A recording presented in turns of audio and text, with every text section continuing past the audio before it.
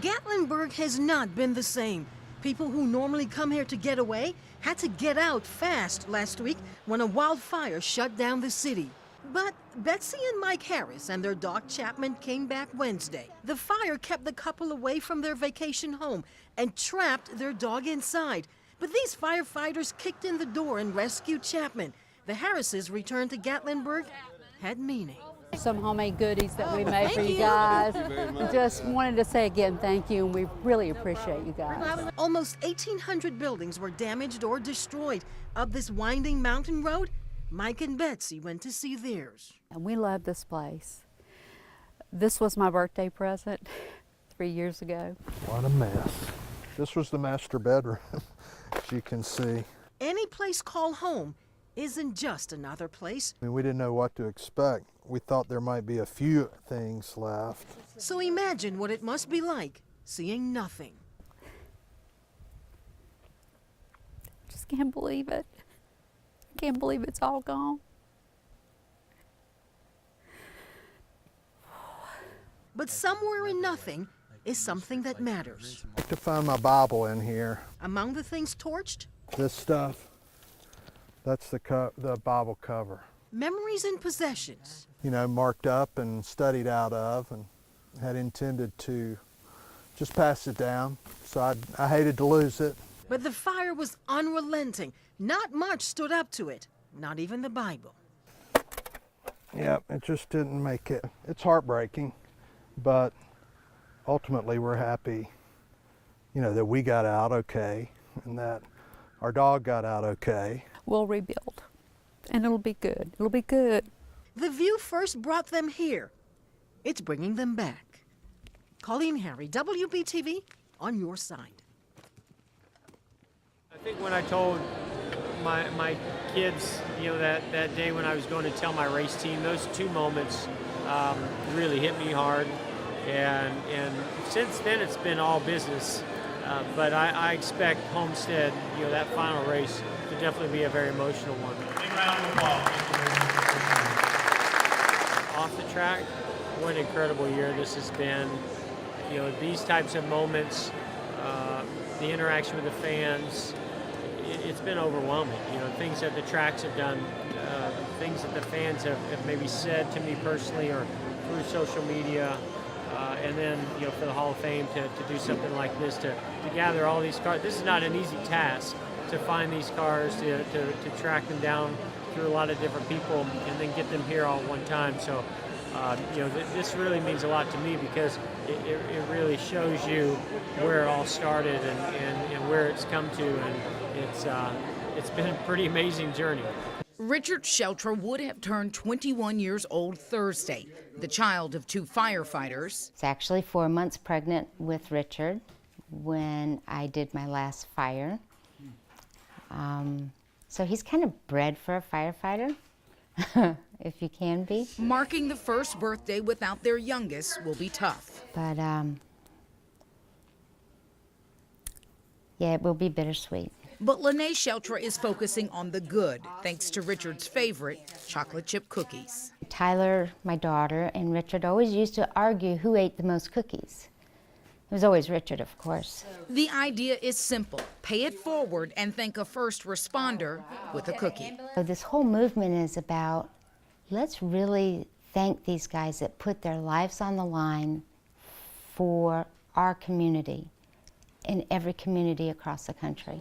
The brainchild of Lene's niece, the grassroots effort started on Facebook and will be marked in all 50 states tomorrow, as well as Canada. Lene says she and her family are overwhelmed by the kindness of strangers. I have never been so loved and taken care of by a community than Charlotte.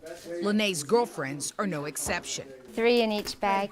They have rallied around her family, from packing cookies, each with a handwritten note from a Smithfield Elementary student. Thank you for putting us first. Thanks for putting the bad people in jail and for saving us. To helping write the 400 thank you notes that have to be sent out. As for what Richard would think about the cookie drive, he would have been totally embarrassed that this much attention was on his name. But she's certain he wouldn't hesitate to do it for someone else. Richard was always about paying it forward. He'd been the first one out there handing out cookies. For over 150 years, this site was not easy to find.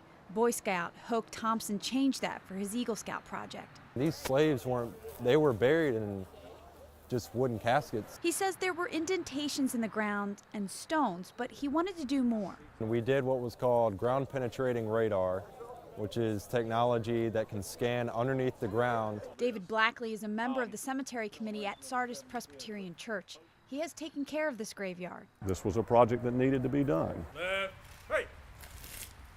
They lived a Christian life and are commended by the colonial dames of the 17th century.